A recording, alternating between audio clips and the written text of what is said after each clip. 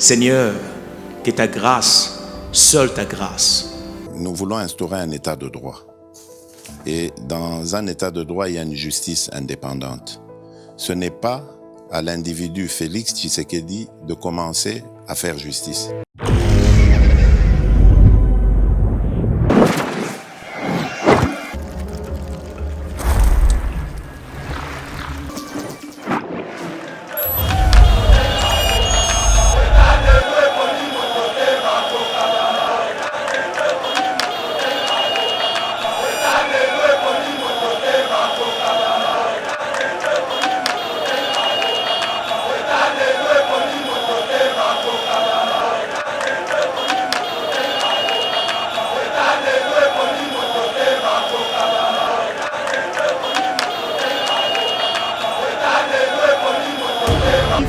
Pour mobiliser le peuple, le président Félix. Est-ce que vous avez bangote de comité tala même na sortie médiatique ne tala ba commentaire batu ba fingi batu ba lobine o ba kolo bane ana peuple te akutaka nde peuple na IDPS na bangote ba ebi kabundi te ba ebi kabundi injustice ba ebi kabundi yaka na ten lokola nga suite yango yo ba ebi kabundi IDPS parti oyo eye po se servir na bato mais kabundi lo ba villa donc ana peuple te Kabila tiki biso na 1 million de dollars.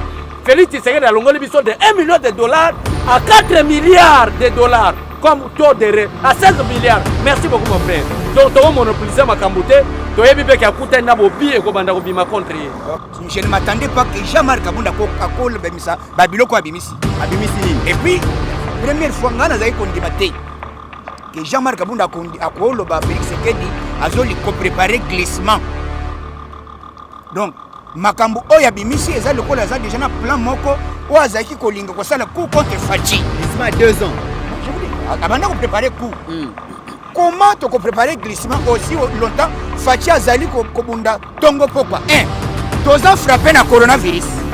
Est-ce que corona ça y a des Bienvenue sur Eba TV, mesdames et messieurs, très heureux de vous retrouver dans le cadre de notre émission Éveil patriotique. Jean-Marc Abound, ancien président AI de l'UDPS, ancien premier vice-président et Assemblée nationale, a sali déclaration Moko lundi, une déclaration fracassante pour annoncer la création d'une nouvelle formation politique.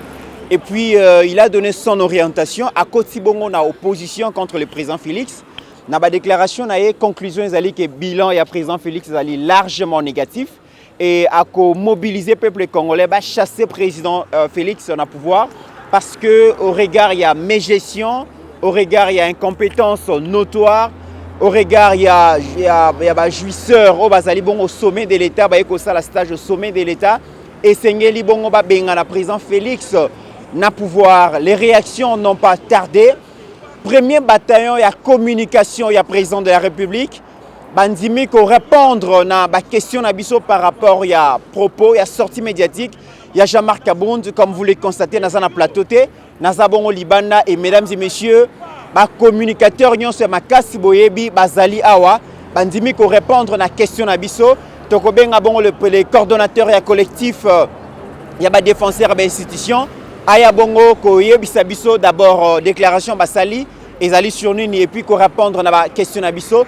Togoyamba bongo Pasteur Gili et Pazawana. Pasteur Gili, bonjour. Bonjour de comité. La ébité balobi bosi Musala, Jean-Marc Abound, Atombo Kisibino, Jean-Marc Abound, Atumbimboka. Balobi soki ngola yebiso ke ngando azali ko bukobela koboya ya ngote. Balobi mwana ndaka tumbinda ko oyo ya lobi Jean-Marc Abound lobi na sortie médiatique nae.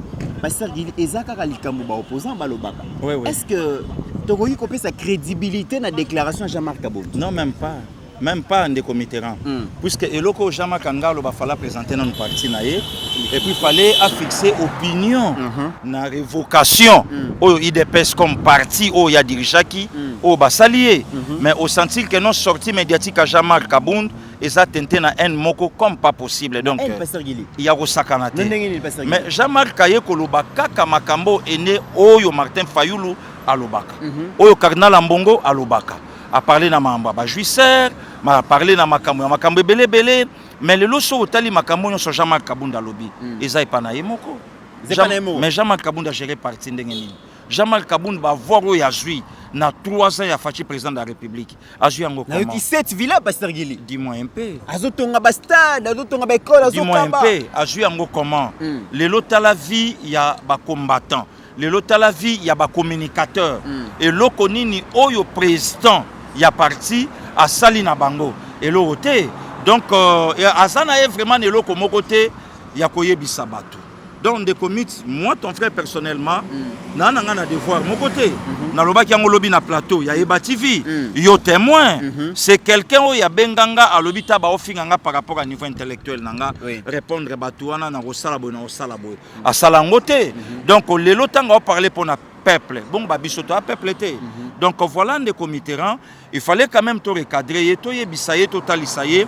Que le plus grand bénéficiaire, il y a IDPS, banda partie à la partie, c'est Jean-Marc Kabound. Mais dans le secteur, il y a justice, Pasteur Guili, on dirait à PCP Matata Pogno raison. À lobby, pouvoir en place, c'est-à-dire qu'on utiliser justice, qu'on manipuler justice pour écarter certains candidats président de la République, Matata Baloba et Makambo. Est-ce que vraiment ça, c'est un langage où quelqu'un de l'IDPS vrai a quoi Kolobango? Le loso est au tournier. Wapi Bukangalonzo. Kabound a bisoté, mais à l'Axabiso université à Matata. Donc, aux hommes, on a les lots dans des comités, Fachi Azaï Nzambe. Pour ceux qui Fachi à la qui Nzambe, t'as les sika infiltrés à la qui. Je donne raison aujourd'hui, na général Sonic Afuta Rockman, où il y a l'oba qui a binyamo alia Kalino à la Kana Katalino. T'as là et sika Kabound à la qui, mais un infiltré, un mouton noir. Avec tout le respect dans sa secrétaire général Augustin Kabouya. Tala ba sortie médiatique nyonso salaka ba mouton noir oh le loto yoka epanayo tala le vrai mouton noir le président Jean-Marc Kabound oh ya dirigé biso na kata mais comme ici biso Pasteur Guili Jean-Marc Kabound a lobby mbok ezali gérer na ba incompétent na ba donc eza caractérisé ma président Félix eza caractérisé na mégestion ba club d'amis na ba famille bazali ko lia mbongo ya l'état vision ya malongo ezali te mbok ezali ko tambola na méthode ya essai erreur. Et quand vous êtes Pasteur Guili, le comité il y a comme président il y a IDPS na niveau nini na eloko nini à peine on sa la licence na ye L1 donc c'est que peut diplôme d'état on peut en autodidacte mais les lots là et loko eza na kata via muta ko kai ko diriger parti le quoi IDPS comment parti yo est créé mais il y a botamina noté puisque il est du 81 a botamina noté mais les lots azoté les mapoa lo ba makamoko boye oyo ba pesier kopesa ma joie loba makambo yo pour permettre et fragiliser les comités na biso loko moko bande ko yeba TV ba Hollanda biso ba pharisiens les juifs s'attendaient croyaient que ceux qui bazui proche ya Jésus c'est que cop na bango ko simba oh résurrection le lo biso tomona jida yebi angote donc que Kabound à s'attendre était que le losoka qui est de l'autre côté, il est fragilisé. Il n'est pas plus fort que Birindoa. Il n'est pas plus fort que le vieux Marcel Yaou. Il n'est pas plus fort que les autres, les Moubak et les tout consorts.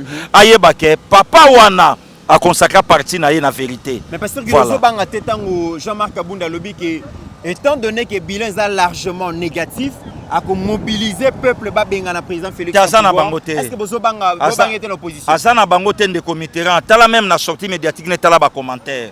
Batu ba fingi batu ba lobine o ba ko lobane ana peuple te. Akutaka nde peuple na IDPS ana bangote ba ebi Kabound te ba ebi Kabound un jouisseur. Ba ebi Kabound yaka na ten lokolanga suite yango yo. Ba ebi Kabound IDPS parti oyo eye po se servir na batu. Mais Kabound le loba villa. Donc ana peuple te. Mais tu qui déjà bourgmestre et à commune à limiter, va suspendre les travaux dans le terrain à stade de Balobi. Oui, oui, oui. Guerre de règlement des comptes, c'est banni. Non, même pas règlement des comptes. Il fallait quand même que tu que bah faveur au yazoa qui a joué qui a pour pouvoir, a joué qui a pour na info personnel. Mesdames et messieurs, tu au point de presse, oyo bango so basangani, basali déclaration tolanda yango. Merci de comité. Déclaration des communicateurs du chef de l'État. Nous, communicateurs du chef de l'État, déplorons qu'un homme qui était si élevé en dignité et qui a fait l'objet d'une si grande admiration puisse tomber si bas en faisant un point de presse sur des contre-vérités et de la manipulation politique. Supposons que M. Jean-Marc Kabound se sentait victime dans l'UDPS. Il aurait dû prendre la posture de Fachi, qui s'est senti victime dans la coalition FCC Cash. Il en est sorti, mais il a montré les différences idéologiques sans jamais s'attaquer aux individus. Parlant des jouisseurs, le président est certes entouré de plusieurs personnes, dont certains peuvent être identifiés ainsi.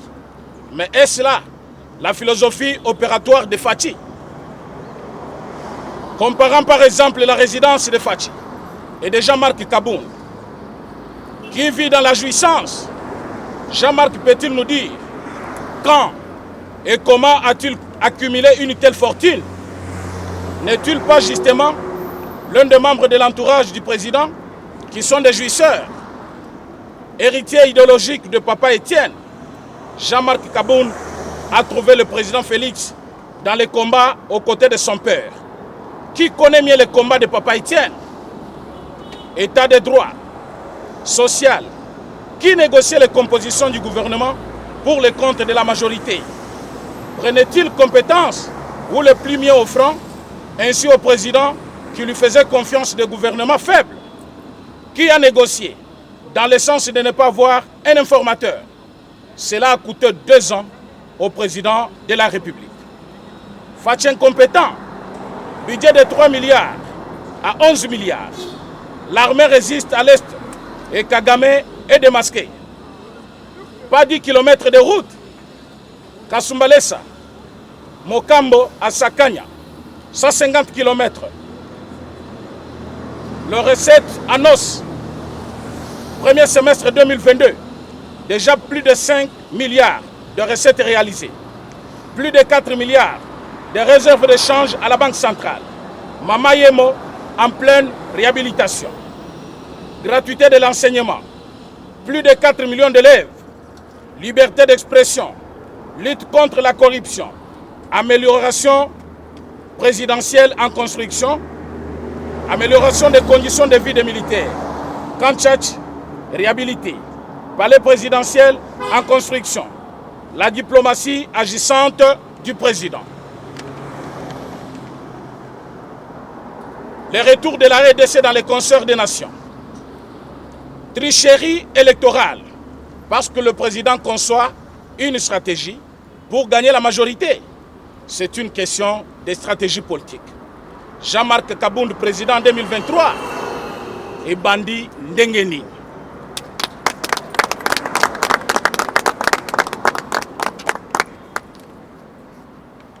Mais tant que Total Malam Tomoni que c'est lui le premier jouisseur.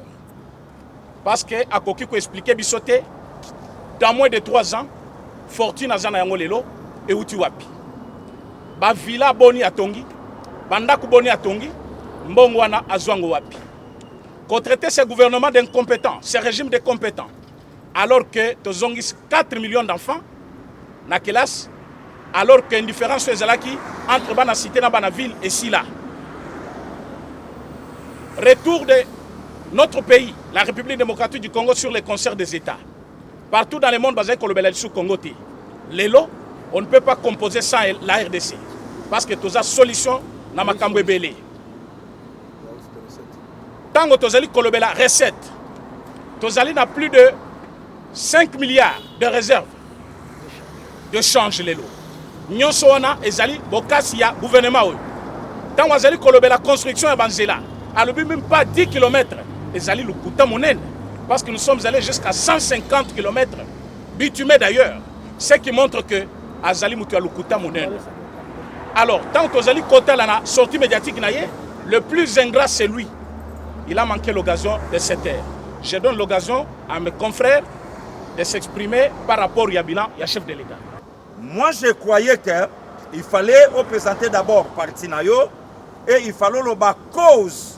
Il y a Oyo IDPS à Benganio, d'abord main gestion.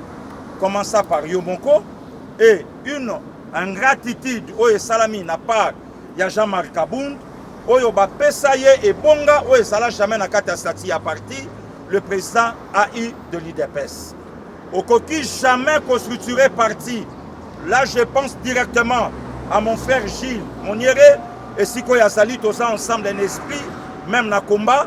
Au coquille jamais qu'on fait asseoir parti, mais Ozoluka au diriger République. Je donne raison à mon Seigneur Jésus-Christ, dont je suis son serviteur. Mouto Yaza fidèle Nabilo Kamikete, c'est difficile de confier Yaminene. Faire face à l'opposition, dans un grand parti comme l'IDPS, l'avenir nous dira. Mouto IDPS a aidé Kobanda Songa Linzaka, Tisukia Moutou. Aujourd'hui, Alinga faire face. Même pas tout ce monde wana oyo basala effort na bango IDPS zalawe ezali, mais aujourd'hui IDPS apesi Jamako ya pesi et IDPS asongiseli. Non, Jamako asongiseli IDPS monnaie de change. Donc bonne chance na yo na opposition oyo koti. Rendez-vous décembre 2023. Ba collègue président ba étayer déjà nyonso. Mais après ba caméra na bémission to fanda to prouver le peuple congolais en quoi est-ce que guerre ya est et bandi na régime Félix Tshisekedi to Félix Tshisekedi kuti yango.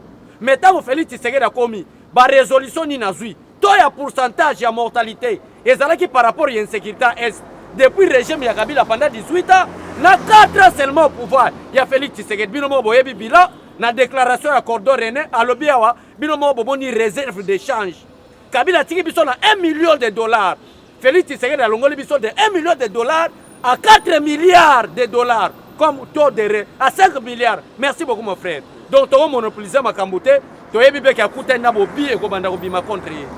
Jean-Marc Kabondo azalaki bongo patron na bino lobby, azalaki bongo premier combattant, il y a eu de pèse. Oyo bobanda ko betela tolo 520 giga. Oui. Alobi mokonzi ya mboka chaque week-end azali komela masanga lokola mboka eza na problème te. Alobi eza régime ya ba jouisseur. Soki discours a bongo eza discours ya haine. Eza discours ya haine, azali convier peza pouvoir ya Fachi. Soki azolo ba judiciaire, na yuti ko loba yenda za premier bénéficiaire ya pouvoir oyo. Combien d'endako? Combien de bien matériel oyo Kabunda zanango? Est-ce que vous avez la preuve que combien d'endako? Mama papa yo okenda na point de presse non? Te vilain na monagi. Mais oui. Eza ba so de mission na kati. Osoma na ndako Fachi azovana. Dans le chambre salon. Chambre salon. Oui. Mokonzi ya mboka. Mon chef de l'État. Le premier citoyen de la République. Dans le chambre salon. Chambre salon kaka. Mais je vous dis papa. Ah. Poye ba déjà humilité Fachi azanango. Et ça pour na convier puisque Fachi azolinga d'abord les peuples d'abord. Oui, Jean-Marc Kabondo Zandeni. Non, yé ayende kotoka. Aye kotoka. Mais nazo bisa. Aye kotoka welili azo welili. Donc azo convier place one. Biso ba congolais nazo kama d'abord et loko liboso ba congolais to moni. Je ne m'attendais pas que Jean-Marc Kabunda akole bemisa babiloko abimisi. Abimisi nini? Et puis première fois ngana zayi kondimate que Jean-Marc Kabunda akolo ba Félix Tshisekedi azoli ko préparer glissement. Donc makambo oya bimisi eza lokola za déjà na plan moko o azaki kolinga ko sala coup contre Fachi. Glissement 2 ans. Mais je vous dis abanda ko préparer coup. Comment tu préparer glissement aussi longtemps Fachi azali ko bunda tongo pourquoi? 1 Toza frappé na coronavirus. Est-ce que corona est IDPS? Oui, ou bien coronavirus est créé par Félix Tshisekedi. Les autres ont un problème, il y a guerre à Est. Est-ce que c'est Félix Tshisekedi qui organise les élections ou bien ça Seni? Fachi a lobby ba peut ça Seni moyen nyoso. S'il arrive aujourd'hui que l'élection estalité, et ça Fachi té. Bon, ceux qui te disent qu'une élection sans que bandeko ya Est bas à l'enrouler. Est-ce qu'on peut trouver normal? Bango ba congolais té. Donc, tant qu'il y a une élection, sans que bande quoi est, c'est pas qu'il y a une élection. Donc, na lobby et cause à la d'une manière automatique. Automatique. Oui, oui. Mais ce qui est, Kabila a besoin de déclaration de guerre. Article 70 alinéa 2.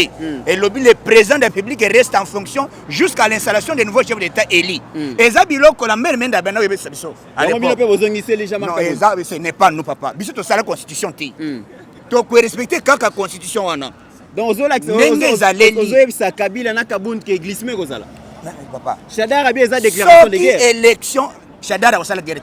Il ne fera absolument rien. Ozobanga été. Dans le but Ozala Kiawa, Tozali la bonne coalition. Chadar a sali de mon côté. To neutraliser, to cher or permettre. Donc Chadari azo sala biso d'abord terrain gauche. Chadar a loba qui l'engage, on va paralyser. On ne va pas nous intimider. On ne peut pas nous intimider. Les lois d'intimidation à Kotanda. Mais toi qui ne te zonga. Oui. Jean-Marc Kabounda lui mokonzi mboka banda a eu pouvoir 3 ans exercice yango asombeli ata ba soldat na ba policier tenu ya sika pour votre information tenu ya sika c'est pour bientôt à ça sombi déjà nyonso plein tout azolongola puisque babandaki kozela d'abord aidentifier bamilitaire nani bakolata teni ya pouvoir ya Félix Tshisekedi Tshilombo. Selon ce Fifi Masuka, Jacques Yaboula, comment ba garçon de course il y a président Félix. Voilà Jean-Marc Kabunda le gars. Ah, azo regretter cop. Ah, regretter cop. Carré minier. Azaki na cop kuna. Je vous dis donc, papa ngana kenda git. Panza nyos. Nakenda git kuna. Carré minier ne. Cop ya carré minier kufi. Tango moi si wana télémé puisque moi ça nous a makasi hein. A botoli ba carré minier na ba oyo Olive Lembe bazwaki de manière illégale. Moi, je suis en train de Colosie. Je suis en Colosie. Je suis en train de Fifi Masuka. Je suis en train de garçon, ma fille de course à président. Non, je travaille. Bande Kobazo Yebate, pour ça, je suis puisque Botoli est le cambo ya carré minier. Oh, Bande Kozoa. Au moins, carré minier pose yango. Et puis, je ce message. Type, on a vendu na Caravia. Homme d'affaires, nyons, bazo chamulongo. Merci beaucoup, c'est ma bonza. Merci beaucoup. Président René, bonjour et bienvenue. Bonjour, de comité et merci. Tolandi bongo déclaration, il y a Jean-Marc Kabunda, Azalaki bongo président AI, il y a UDPS, mais aussi premier vice-président et Assemblée nationale. Moko, il y a acteur clé, il y a président, il y a pouvoir en place, pouvoir et UDPS, pouvoir et président Félix. Mais le lobby, moi nandaku a Tumbi Zamba. Moi nandaku a lobby a Kobombate. Ndenge za bilan largement négatif à mobiliser le peuple congolais pas benga na président Félix na pouvoir parce qu'il y a des jouisseurs na ba incompétents na bateau bazana sens et responsabilité yo le bini. Merci beaucoup Ndekomit pour la question très pertinente d'ailleurs. Banda konyo so bazali kolanda biso bayebake. Mais c'est Jean-Marc Kabunda toyebaki déjà que c'est un traître. Toyebaki qu'un jour il va trahir. Mais c'est Jean-Marc Kabunda en créant la décision finale, alors qu'il était président, il y a parti, elle a déjà ambition depuis longtemps. Mais Lelo, président Jean-Marc Kabunda, à lobby, et bimisi polele ou ezaki intention de bandakala. Oh, intention de bandakala. Azaki l'intention de bandakala contre le président. Comment ça? Comment voulez-vous, Étienne Tshisekedi du président et UDPS a créé l'association, a co-dirigé Nini? Comment Koki copie sa carte de membre la décision finale, alors que les membres de l'UDPS ont une carte de membre. Ça montrait déjà une intention. Jean-Marc Kabunda avait envié le poste de président Félix Tshisekedi depuis le congrès.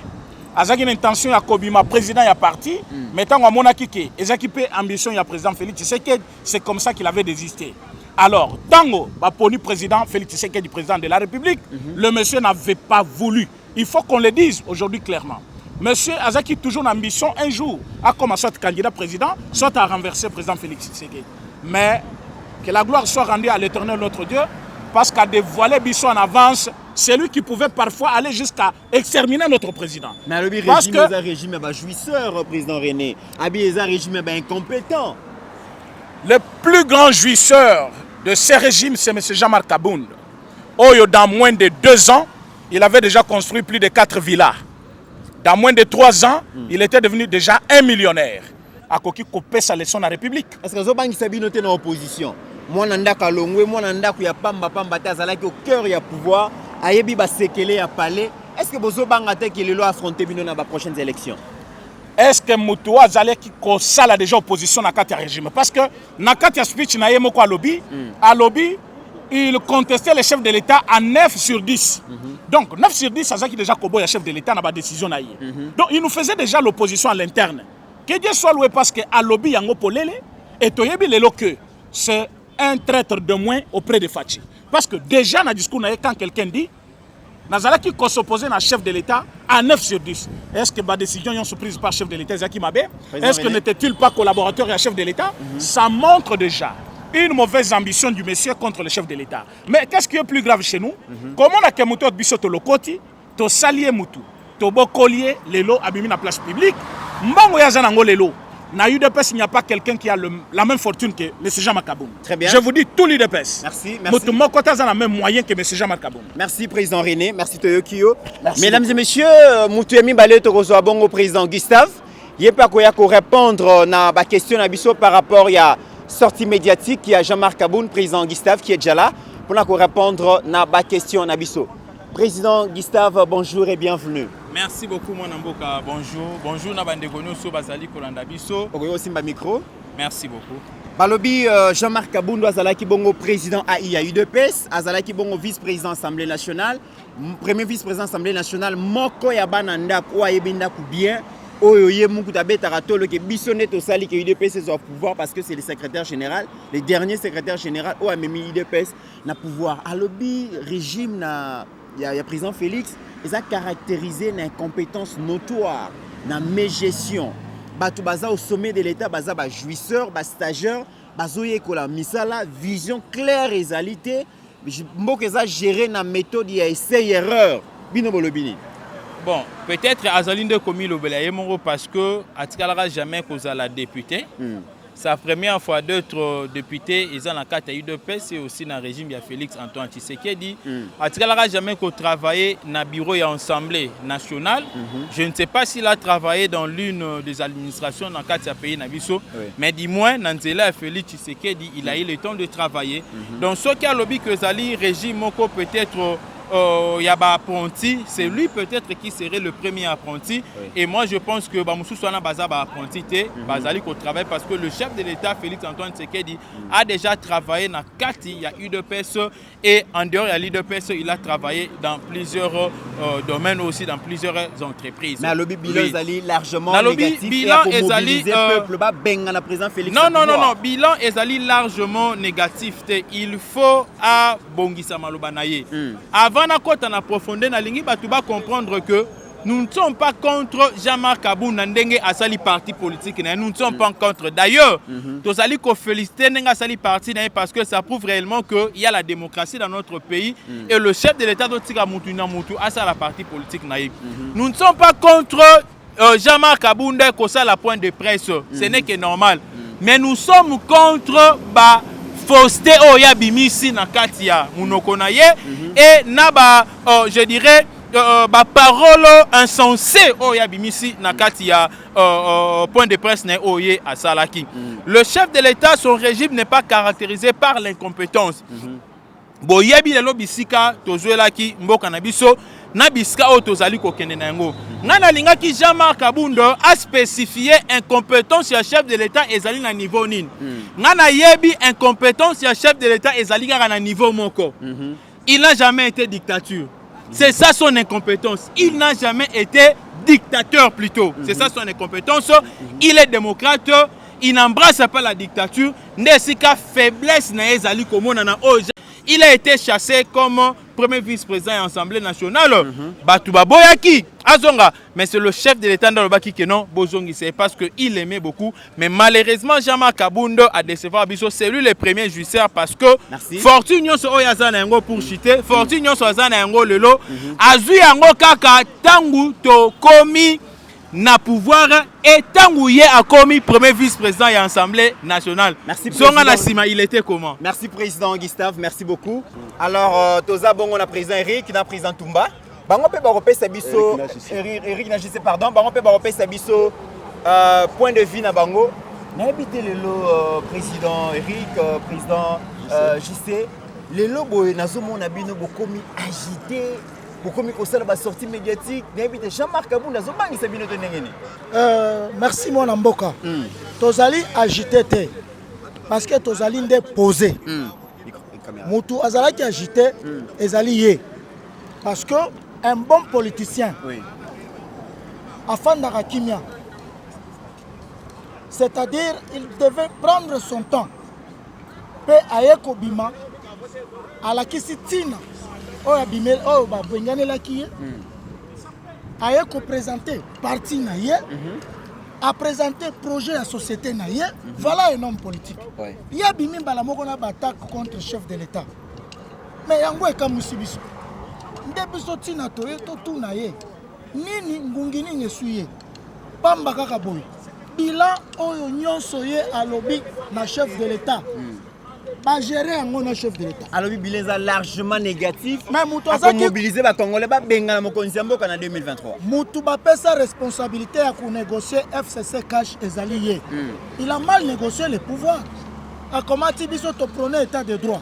A comment tu justice à tikel batongam? A sali bakambu ebele. Elle ne pouvait pas kolungo place ya zalaki abamba na ndenge ya bambani. Nga naza ko regretter, j'ai beaucoup de respect envers lui. Mais à revoir qu'on s'attaquait à un chef de l'État. Aujourd'hui, azoloba budget négatif. Mais ba maximisation à recette. Ba maximisation à recette. Oh les lotos baki na ba 1 milliard, to comme na ba 11 milliards, ba 5 milliards de réserve. Ozomona ndenge ba abi président bazoka bolango entre ba club d'amis. Entre famille na ye na ba master na ye ya poto. Tolobi boye ndeko na ngai naya. Monsieur Kabound Jean-Marc, c'est un grand menteur. Le grand premier jouisseur ezali Monsieur Kabound. Ndeko JC, tika boye. Nazo ebso vérité. Lelo Jean-Marc Kabound a été incapable de réorganiser UDPS. Comment se fait-il que Motona Nabimisi, parti politique na yete, lelo oya comme ko attaquer président de la République. Oya azali na bilan moko très positif, akuta kimboka oya kokufa. Lelo abandi ko sekso yango. Président Jean-Marc Kabound, tango démissionnaki na Assemblée nationale. Ayebi esika kendaki pe kofukama pona bazongisa ye. Kinekolela quelque part. Quelque part ayebi conscience na ayebi.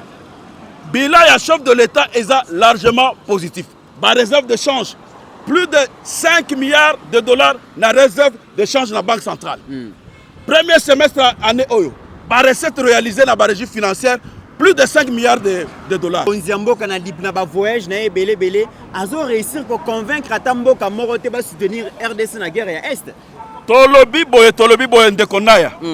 Si un monsieur a été incapable, monsieur Jean-Marc Kabound, à organiser bien le parti UDPS. Oui. Le président de la République aujourd'hui, Akuta Kimboka Nabiso Oyo, diplomatie et Zalaki Akolala. Nous étions en isolement diplomatique. Le président de la République, Fatih Béton, de père et de mère, Moukou Antombolo, Otozo Benga Fatih Sacré, Azongi Simboka Nabiso, na concert de nations. Le Oyo Mboka Nabiso est commis respecté. C'est-à-dire que, point de presse, sortie médiatique, il y a M. Jean-Marc Kabound, ça a été Ezalaki raté. Ndeko JC, mais alobi mokonzambo kazali kopesa ba promesse irréaliste. Et là comme moko ya mala mozali ko salemate na yebite bino bolobini. Tolobi boyendeko Jean-Marc Kabound azali aveugle. Azali na misu azomonate. Nazo yebisa yo gratuité de l'enseignement. Plus de 4 millions ya bana bazongi bakelas bana ba militaire bana ya ba civil bana ebele o ba ko kotana ba école kitoko te bazongi na bakelas les réalisations te. Merci beaucoup. La lutte contre la corruption avec lui chef conduit de maître par Jules Alingue Tenkei. Lelo oyo corruption est diminué ba trou ezali bouché. OK, na niveau ya ba province. OK, par exemple na Lualaba, maman Fifi Masuka Saini, azo sala musala kitoko. Problème ya Jean-Marc, c'est-à-dire que abanda ki kozo baro ba moi rétrocession, lelo oyo ba bengani na IDPS, moya kozo chop ezali susute. Merci beaucoup. Kosuki Saboye, oui. Na niveau ya guerre ya Est. Personne unité para-commando et Koufaka déjà na Congo. Mais avec le président Félix, le autre a unité para-commando parachutiste. Ndenge tozalaka na bango na Kaya Kimbembe, c'est des bons para, c'est Kodo, 311e bataillon à Kamina. Personne ne savait qu'on avait des militaires na Gabon. Merci. Lelo yo bansusu bautaki Chine. Ozomona siko ba enrôlement massif ya ba jeunes congolaises pe ba congolais au sein de l'armée. Monter en puissance contre le M23. Merci la beaucoup. Diplomatie agissante. Seigneur, que ta grâce, seule ta grâce. Nous voulons instaurer un état de droit. Et dans un état de droit, il y a une justice indépendante. Ce n'est pas à l'individu Félix Tshisekedi de commencer à faire justice.